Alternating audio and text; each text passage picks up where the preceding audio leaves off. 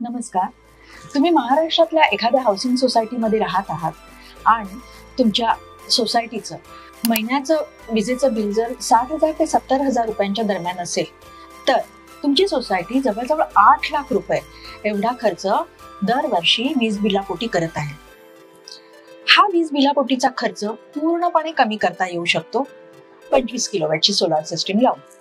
आता 25 किलोवॅटची solar system ही 25 गुणिले 120 म्हणजे 3000 युनिट्स एवढी फ्री इलेक्ट्रिसिटी दर महिन्याला तयार करेल आणि ही इलेक्ट्रिसिटी जवळजवळ 8 लाखांची असेल. तसेच 25 किलोवॅटच्या सोलार सिस्टीम लावल्यामुळे केंद्र शासनाची 18,000 गुणिले 25 म्हणजे 4.5 लाखाची सबसिडी त्या सोसायटीला मिळेल.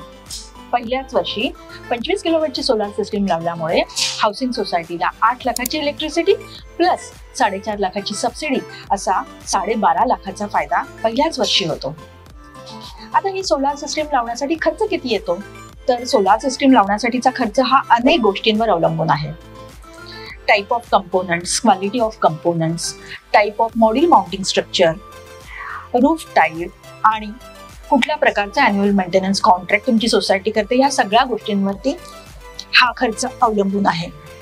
ऑन एन ॲव्हरेज 16 ते 17 लाखामध्ये 25 किलोवॅटची सोलार सिस्टीम लावली जाऊ शकते.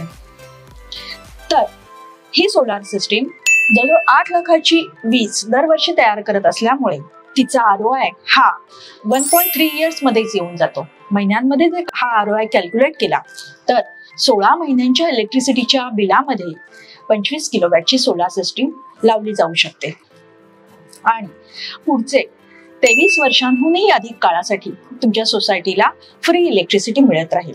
पर्यावरणाच्या बाबतीत विचार केला तर 1225 झाडांमुळे जो परिणाम साधला जाऊ शकतो तोच परिणाम ही 25 किलोवॅटची सोलार सिस्टीम कार्बन इमिशन कमी करून मिळवून देते.